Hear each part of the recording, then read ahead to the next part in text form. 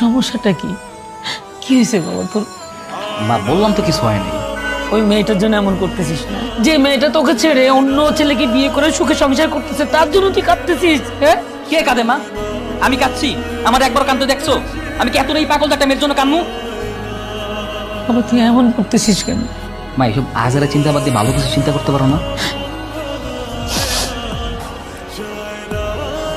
শোন বাবা, ও বাবা শোন না, আমার দিকে তাকা। আমি খুব সুন্দর একটা মেয়ে দেখে তোকে বিয়ে দিব। বিয়ে? কার সাথে বিয়ে? হ্যাঁ? কি ব্যাপার, তুমি আমার ছবিটা ছিঁড়ে ফেললে কেন? কারণ কম্পিউটার থেকে বের করে তোমার